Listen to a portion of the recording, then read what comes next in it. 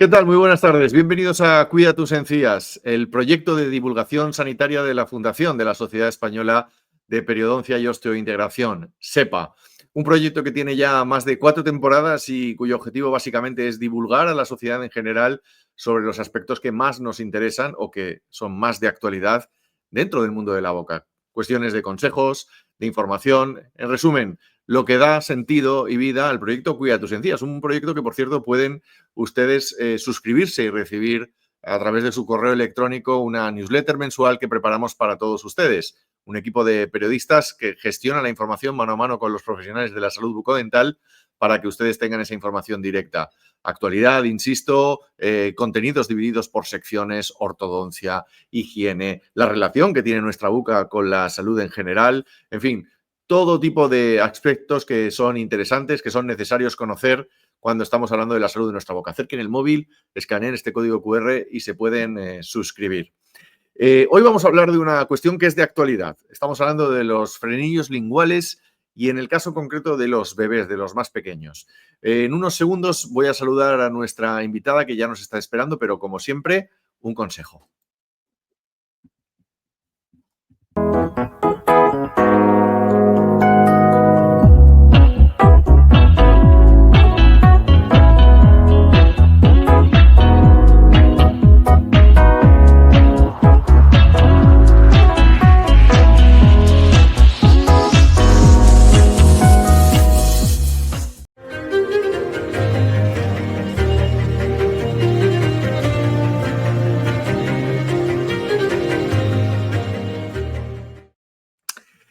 Está con nosotros la doctora Cristina Marés Riera. Ella es coordinadora del Servicio de Odontopediatría del Institut Pediàtric Marés Riera de Blanes y odontopediatra, adjunta al Servicio de Odontopediatría del Hospital Sant Joan de Déu de Barcelona. Es una experta en anquiloglosía y lactancia materna.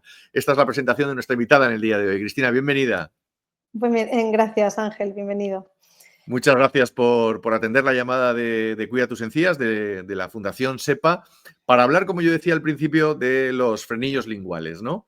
Antes de nada, vamos a empezar por el principio, que es por donde deben arrancar todo este tipo de contenidos. Cuando hablamos de frenillo lingual, ¿de qué estamos hablando? ¿Qué es un frenillo lingual? Y, sobre todo, ¿qué función cumple en nuestra boca? Pues, Ángel, el frenillo lingual es una estructura que todos tenemos en boca, debajo de la lengua, y que permite el correcto movimiento de la lengua y, por lo tanto, que ésta pueda desarrollar sus funciones. Cuando me presentabas decías, experta en anquiloglosia. Anquiloglosia es cuando el frenillo lingual es patológico y es la patología a la cual nombramos cuando este frenillo se considera patológico. Entonces, bueno, cuando esta lengua funciona correctamente y más en lactantes, permite el correcto desarrollo de toda la estructura craneofacial del lactante y en el futuro del niño, ¿no? O sea, su función es que les ayuda, ¿no? De alguna manera a alimentarse. Respirar, a deglutir, a succionar, a todas las funciones básicas que tiene que hacer esa lengua, ¿no? ¿Y cuáles son los principales signos que indican que un bebé tiene un frenillo lingual corto o, como tú muy bien has utilizado el concepto técnico, a ver si lo digo bien, anquiloglosia? Sí, cuando vemos o cuando sospechamos, ¿no?, que puede haber un frenillo corto es cuando, principalmente en los lactantes, la función principal que tienen que hacer es lactar, mamar. Y cuando esta función no va bien, cuando hay dificultades con la lactancia, podemos empezar a sospechar que hay algo que no funciona bien, ¿no? Pero no es solo el que no lacte bien, hay más funciones alteradas cuando hay un frenillo lingual corto. Entonces, puede ser que veamos que el niño le cuesta cogerse al pecho, que la madre tenga dolor, que sienta o que tenga heridas, que haya tenido mastitis de repetición, o el niño chasquee, que coja aire, que tenga muchos gases, que no esté vaciando correctamente el pecho y, por lo tanto, puede hacer que el niño esté yendo justito de peso y nos estemos planteando suplementarlo. Cuando vemos todas estas dificultades, podemos pensar que quizás puede haber un frenillo lingual patológico y, por lo tanto, pues que se requiera de revisar. Ahora hablaremos de esas revisiones. Has hablado de 2 funciones básicas, sobre todo para un bebé, evidentemente, como es la alimentación, como es la respiración, fundamentales para su vida. Pero es cierto que ese frenillo lingual corto puede afectar también, por ejemplo, al desarrollo del habla en el futuro? Sí, igual como inicialmente los bebés no hablan, entonces no es algo que aparezca inminentemente y por lo tanto lo primero que vemos, la primera afectación siempre va a ser en cuanto a la respiración, en cuanto a la alimentación, pero en un futuro podría desarrollar problemas con el habla. Es verdad que hay un poco de discrepancia en cuanto a la evidencia de qué afectaciones hay en cuanto al habla en un futuro. Nunca vamos a plantear cortar un frenillo por si acaso no habla bien, pero hay según qué tipo de frenillos, según la posición, el anclaje que tienen, la estructura, si es más anterior, más en la punta, más posterior, que pueden dar una serie de consecuencias o de problemas. Y, por ejemplo, los que están más anclados en la punta son los que tienen más predisposición a tener problemas del habla, pero no todos los frenillos van a afectarnos con el habla. ¿Cuándo es recomendable intervenir para cortar o liberar ese frenillo lingual de un bebé? Cuando estás hablando de la situación que da problemas, Ujú. ¿cuándo tenéis que intervenir vosotros? Es decir, ¿cómo es de recomendable eso? Pues cuando se diagnostica de que ese frenillo, de que hay una anquiloglosia, de que es un frenillo corto, pero además que está alterando las funciones, y si no, no. Es decir, solamente debe indicarse la cirugía cuando ésta se requiere. No todo es frenillo y no siempre va a ser el frenillo el que provoque una dificultad con la lactancia o que provoque una alteración de la función. Podemos tener un frenillo normal, anatómicamente hablando normal, pero que la función esté alterada y esto es una disfunción. Por lo tanto, hay que intervenir sobre la función y el tratamiento, por lo tanto, no va a ser cortar, ¿no? No va a ser quirúrgico. O sea, que solo está indicado cortar, que es la indicación quirúrgica, cuando la patología esté diagnosticada como anquiloglosia. ¿Y quién es el profesional que se tiene que encargar de hacer eso? Pues aquel que esté capacitado para la cirugía menor y que esté capacitado para, uno, las técnicas quirúrgicas, sobre todo en la zona de cabeza y cuello, boca, ¿no? Por lo tanto, los odontólogos, y aquel que también conozca la técnica quirúrgica y sepa resolver en caso de que haya alguna complicación. Por lo tanto, cualquier profesional capacitado para ello sería válido. Un cirujano pediátrico, un pediatra podría estar capacitado, pero siempre que uno esté capacitado en la técnica quirúrgica y en resolver cualquier complicación que pueda surgir durante la cirugía, que aunque sean pocas, pero existen, ¿no? Para que quede claro, ¿eh? Que no estamos hablando de una moda, sino que estamos hablando de algo muy serio, que al final es salud. Ujú. Por ejemplo, y te pregunto a colación de esto, Cristina, ¿cuáles son los riesgos o las complicaciones de no tratar un frenillo lingual corto en un momento adecuado o de una forma adecuada?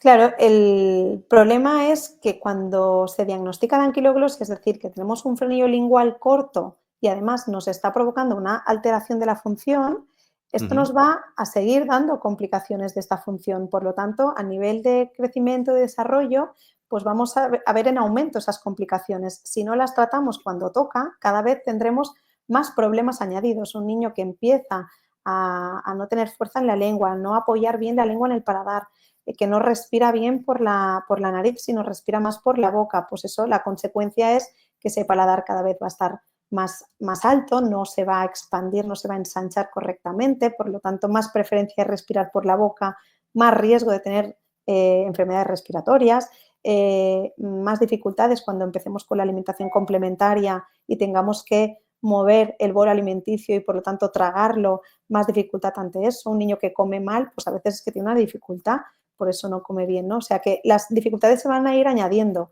Lo ideal es tratarlo cuando se diagnostica, no esperar a ver si se resuelve, porque un frenillo corto, limitante y patológico no mejora con el tiempo. Por lo tanto, hay que intervenirlo cuanto antes cuando se diagnostica. Y entre otras cosas es que la cirugía es mucho más sencilla en un lactante que en un niño de 2 años, 5 años, ¿no? Siempre hay esa edad crítica y luego, si no, en adolescentes, porque las complicaciones están mucho más establecidas, ¿no? En un adulto o un adolescente.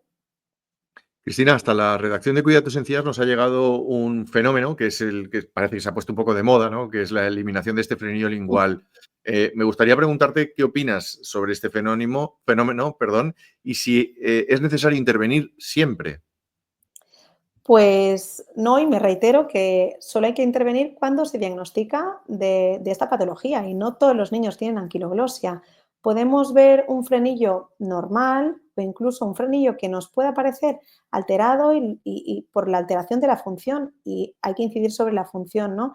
Es verdad que hay mucho resueno, ¿no? Ahora sobre este tema y cada vez vemos más noticias sobre frenillos y frenillos cortos y patológicos, pero primero no debería ser una moda, el frenillo existe y ha existido siempre. Sí es verdad que como ha habido un aumento de las madres lactantes o que quieran luchar por esa lactancia y ha habido un aumento también de profesionales que se han sensibilizado sobre la lactancia, pues ha habido una mayor búsqueda ante dificultades que hayan pues, un poco hecho que más profesionales se hayan formado y hayan aprendido sobre anquiloglosia. Y es bueno que hayan más profesionales que sepan, ¿no?, sobre este tema y que estén bien formados porque hay más diagnóstico que el que había antes. No es que haya más, sino que ahora diagnosticamos más y mejor. Que de aquí no tenemos que caer en que todo se corta, ¿no? Entonces, bien que haya más profesionales formados, sensibilizados en diagnóstico y también que lo haya en tratamiento, ¿no? Pero no todo es válido. ¿Te consta que existan pruebas o estudios médicos que justifiquen este aumento de los cortes de frenillo en los últimos años? Esto de lo que estabas diciendo, ¿se está estudiando? ¿La ciencia lo está estudiando? Sí, la verdad es que hay poca evidencia sobre el tema y por suerte cada vez somos más los equipos que hacemos estudios sobre ello y cada vez tenemos más estudios sobre la incidencia que va en aumento, pero va en aumento porque cada vez conocemos más la patología y la diagnosticamos más y mejor, ¿no? Entonces sí, hay estudios sobre ello de que hay más aumento, pero por esa razón, porque hay un mejor diagnóstico.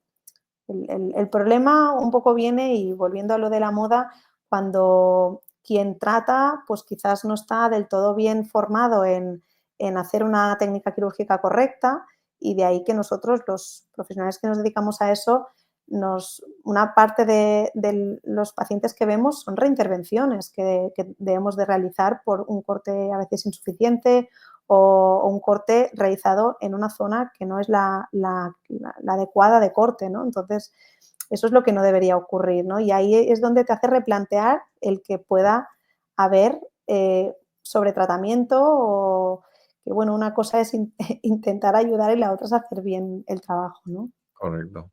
En este espacio de Cuida tus encías intentamos también tener una vocación de información social, de información de interés público y en este caso me gustaría preguntarte por las diferentes técnicas, las más comunes. Si yo tengo un nene o una nena pequeñito y nos están planteando la posibilidad de hacer la frenectomía o el corte de frenillo, en este caso, para que lo entendamos todos, ¿cuáles son las técnicas más comunes que estáis utilizando los médicos? Pues bien, se puede realizar con tijeras, se puede realizar con electrobisturí, el bisturí eléctrico, se puede utilizar con láser. Al final, cada maestrillo es su librillo y yo creo que es importante que el profesional esté bien formado y que puedas confiar en ese profesional. Y al final, cualquier técnica es válida y a día de hoy no tenemos evidencia que una técnica sea mejor que otra. Sí es verdad que con tijera puede haber más sangrado, pero requiere de una mejor técnica de tijera, ¿no?, quirúrgica y ante el quizás no tener una buena técnica puede esto hacer uno se pueda quedar más corto, ¿no? También el electrobisturí es una técnica que es muy utilizada en nuestro campo y yo, por ejemplo, la utilizo habitualmente. Es más segura, no hay tanto sangrado y según qué frenillos más posteriores, más fibrosos, pues te permite poder hacer una liberación completa con mayor seguridad, ¿no? Y eso también les da seguridad a las familias. Y también está la opción del láser, que es similar al bisturí eléctrico, pero una técnica algo diferente. Antes decíamos que los bebés no hablan, no tienen la capacidad todavía, vamos a darles tiempo, así que no sabemos si se pueden quejar más o menos que un paciente adulto, Ujú. por ejemplo, ¿no? Y me gustaría preguntarte en este sentido por si estamos hablando de un procedimiento doloroso o invasivo para el bebé y sobre todo cómo se maneja después la recuperación después de esa intervención.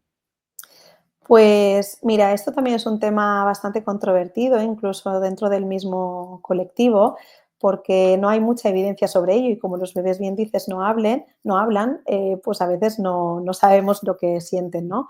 Pero sí que sabemos que justamente por la inmadurez del sistema nervioso que tienen los lactantes, pueden incluso ser más sensibles que un niño mayor o un adulto.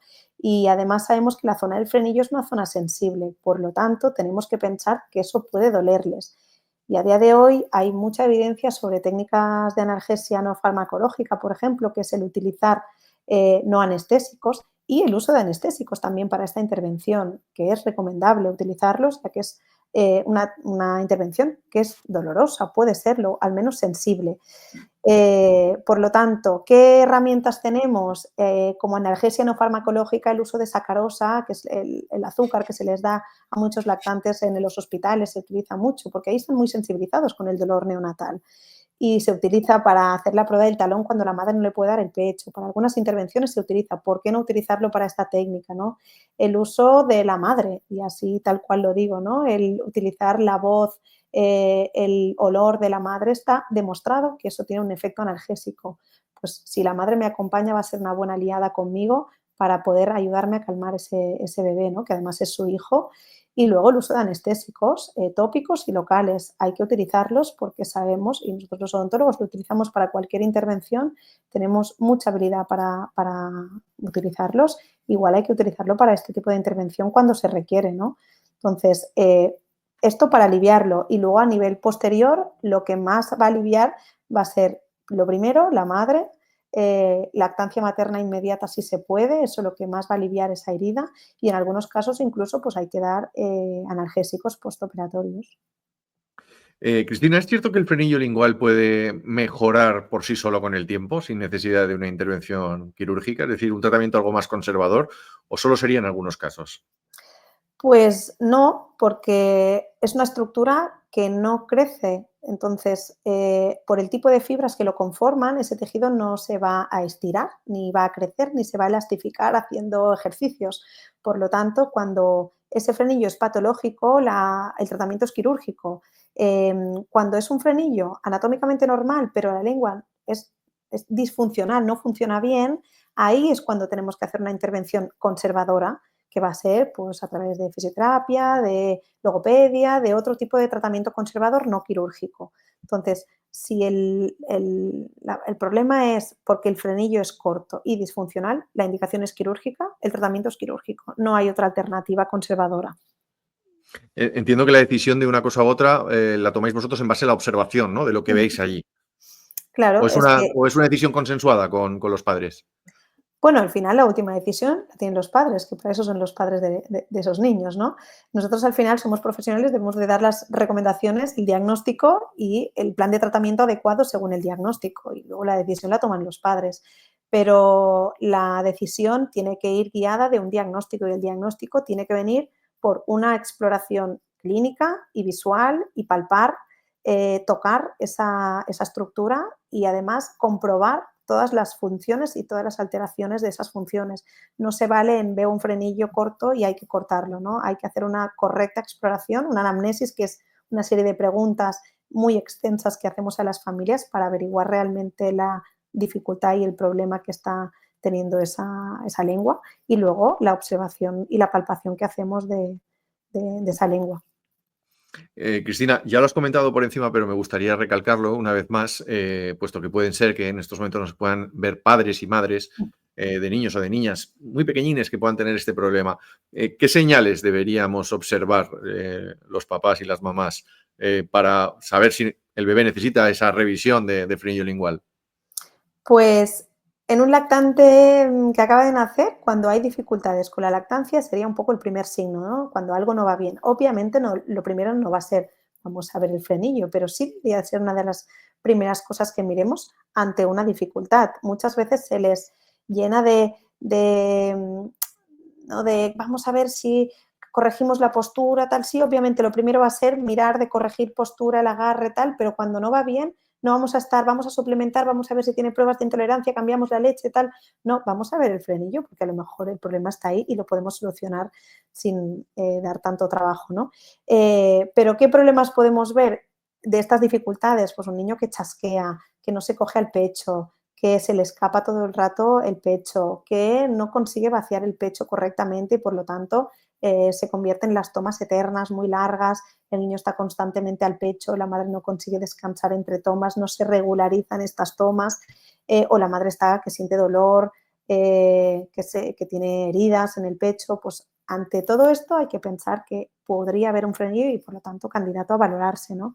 Y con un biberón pasaría lo mismo, ¿eh? O sea, el biberón no duele, pero también nos puede dar dificultades. Un niño que chasquea constantemente al tragar, ¿no? O que cuando chasquea pues coge aire, se siente incómodo o que le cuesta mantener bien cogido el biberón o que veamos que cuando duerme respira con la boca abierta y tiene dificultades por hacer ese apoyo de la lengua arriba al paladar, ¿no? O sea que todo eso ya debería de hacernos sospechar a un niño que está succionando al bibi o al pecho y va haciendo hoyitos constantemente.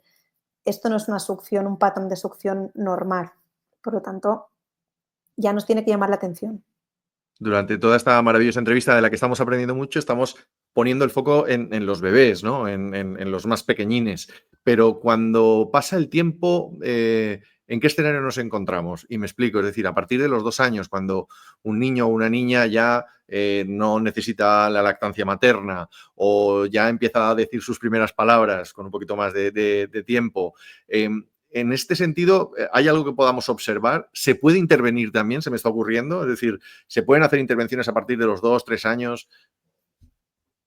Sí, el problema es que si realmente tenemos esta patología, los problemas habrán ido en aumento o cuando vienen con una serie de problemas y vas a preguntar, encuentras que hubieron muchas dificultades en el camino, ¿no? Hasta llegar ahí. Y lo que más solemos ver en niños, sobre todo con anquiloglosia moderada severa, pues son niños que comen muy mal, que engullen, que tienen además un mal desgaste de sus dientes, por lo tanto tienen un mal desarrollo de su boca, maloclusiones que no cierran bien, no le encajan bien sus dientes, un paladar muy alto, que respiran por la boca, muchas veces han desarrollado las adenoides, ¿no? Y por tanto niños que roncan, que duermen con esa postura de boca abierta, más predisposición o han tenido, ¿no?, muchos problemas respiratorios. Bueno, ya suele ser el perfil de niños que vemos con esta patología, ¿no? Y luego el que no hablen bien, bueno, hasta cierta edad entra dentro de la normalidad, que hay algunas letras que les cueste de decir, ¿no? Pero, por lo tanto, quizás con 2, 3 años el habla no es lo primero que veamos, que nos llame la atención porque justo está empezando a madurar.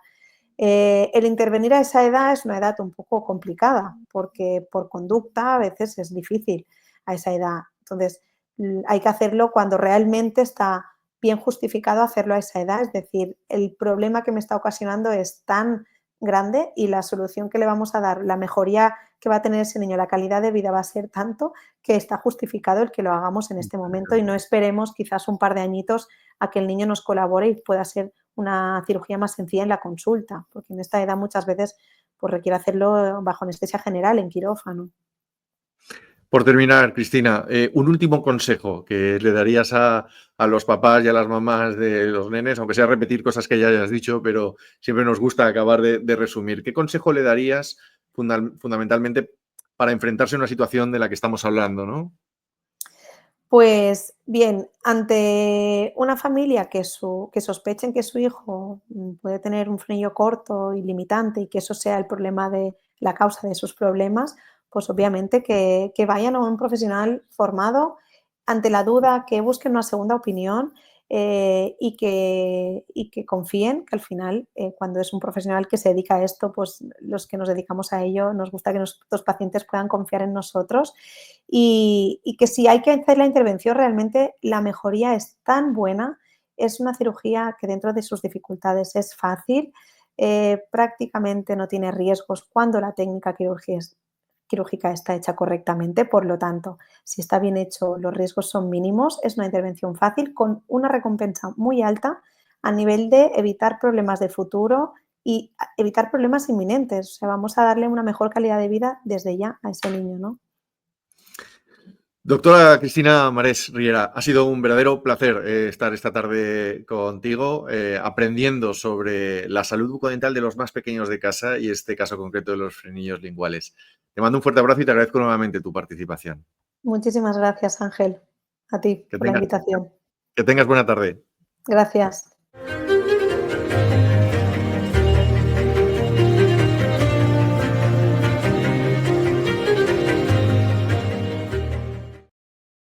Pues una cosa más, muy importante, muy interesante que nos llevamos a casa, que nos llevamos en Cuida tus encías, que publicaremos en nuestra página web y que sin duda estaremos atentos, ¿no? Al final esto es, como decíamos, información de servicio para todos vosotros y para todas vosotras. Volvemos con más directos a partir del mes de diciembre, ya el último mes del año, con cuestiones relacionadas con la nutrición y con algún aspecto más que ya os avanzaremos. Estamos en contacto permanente. Muchas gracias y un fuerte abrazo.